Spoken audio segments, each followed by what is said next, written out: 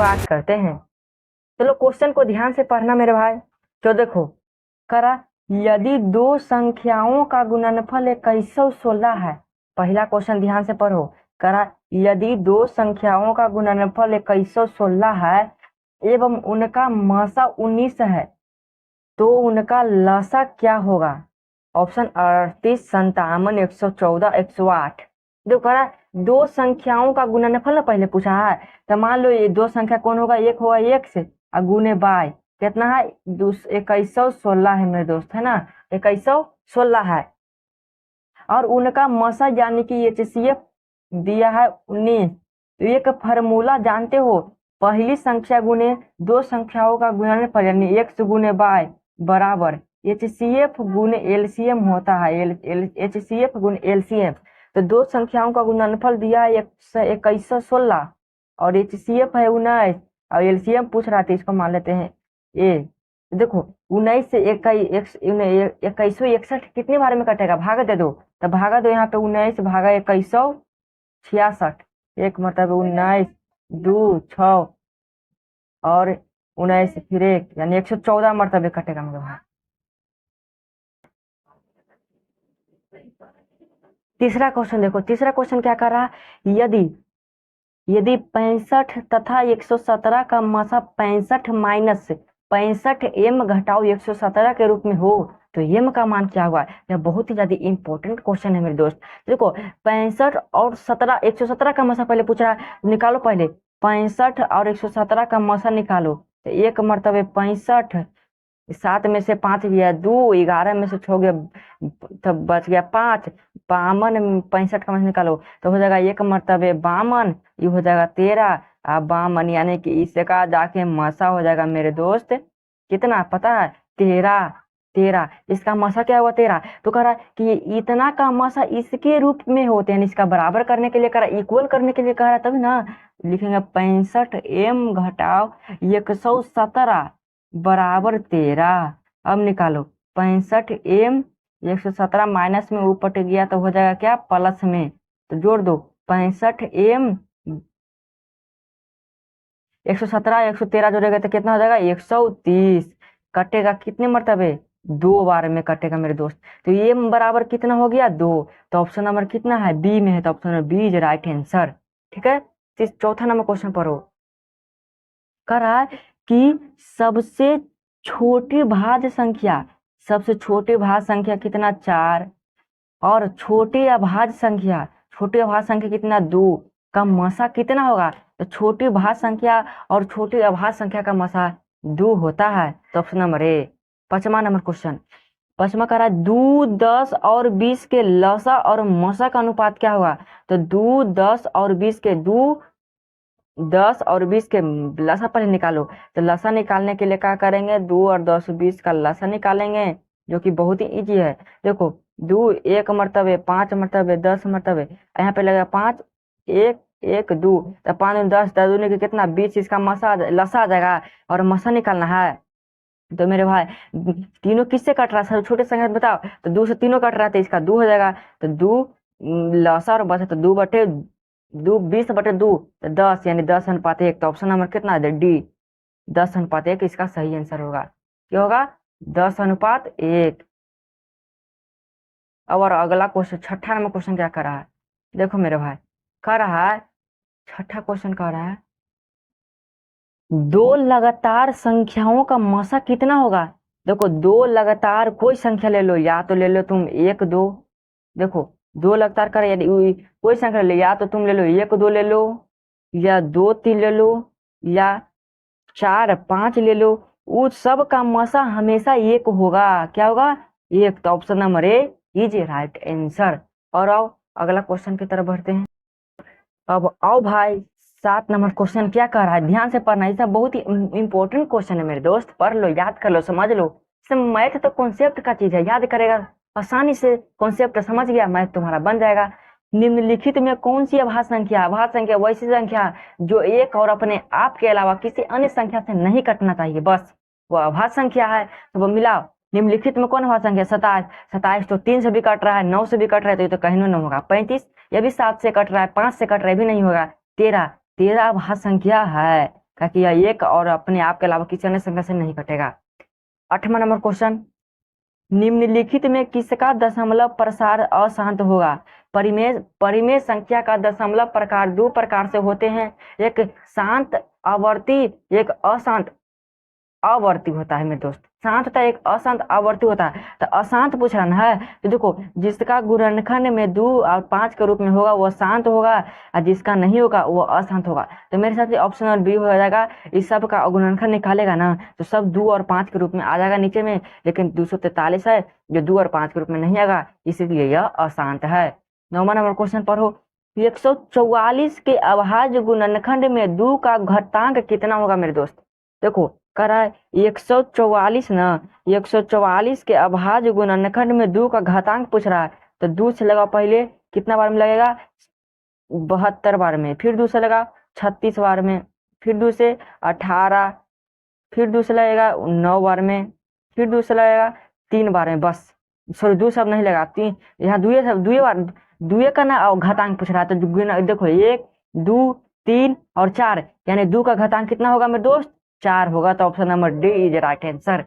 अगला क्वेश्चन पढ़ो 10वां नंबर, कह रहा है निम्न में कौन सा युग्म सह अभाज्य है? यह आपके एग्जाम में समझो कि क्वेश्चन छपा हुआ है मेरे दोस्त। यह हर साल 1 नंबर का क्वेश्चन पूछता है। युग्म सह अभाज्य कहने का अर्थ है कि वैसी संख्या, वैसी 2 युग्म माने जोड़ा वाला संख्या जिसका मसा हमेशा 1 हो। तो इसमें से देख लो, जिसका मसा 1 होगा वह युग्म सह अभाज्य कहलाएगा मेरे दोस्त। तो देखो 16 25 का निकालेगा तो इसका मसा 1 नहीं होगा। 15 20 का निकालेगा, इसका मसा 3 5 होगा। इसका निकालेगा, इसका मसा 2 होगा। इसका मसा 7 और 9 का मसा 1 होगा। नहीं पता, भरोसा है तो देख लो, मैं दिखा देता हूँ तुमको। देखो कह रहा 7,9, इसका मसा ना, सॉरी 7 में भागा दो 9 से, 1 मरतबे लगेगा 7, 2 से 7, 3 बार में 6, 1 में 2 है, 2 1 मरतबे लग गया, यानी कि इसका मसा क्या हो गया? 1। बता दी ना, युग्म सहभाज्य जिसका मसा 1 हो। 11वां नंबर क्वेश्चन पढ़ो मेरे भाई, पढ़ लो। निम्नलिखित में कौन सा परिमेय संख्या है? माने निम्नलिखित में कौन सा ऐसी संख्या जो परिमेय, जो p बटा k के रूप में है और उसका पूरा पूरा वर्गमूल निकल रहा है? तो देखो √1/144, √50/500, √32, 5 + √8। तो देखो भाई √1 का वर्गमूल 1 होता है, 144 का 12, option number A right answer. 1/12 इसका आंसर होगा कि परिमेय का संख्या रुपया है। 12वां क्वेश्चन, निम्न में कौन सा अपरिमेय संख्या, वैसी संख्या जो p बटा k के रूप में हो और उसका पूरा पूरा वर्गमूल नहीं निकले? तो देखो इसका 100, इसका वर्गमूल √100 का वर्गमूल 10 होता है, √4 का 2 होता है, √16 का 4, √25 का 5, यानी √4 + 5 यानी 9 इसका आंसर होगा। लेकिन √16 का तो यहाँ पे होता है 4 इसका, और √2 तो रह ही जाएगा, यानी कि 4 + √2, option number D is right answer. इसका ऑप्शन नंबर क्या होगा? डी होगा मेरे दोस्त।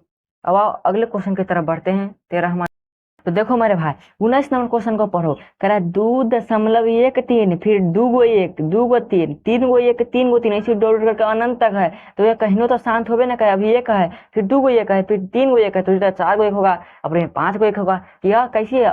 अशांत अनावर्ती है। इसी को बोलते हैं अशांत अनावर्ती। इसको बोलते हैं अशांत अनावर्ती, जो कि अपरिमेय संख्या का रूप है, यानी यह एक अपरिमेय संख्या है। Option number B.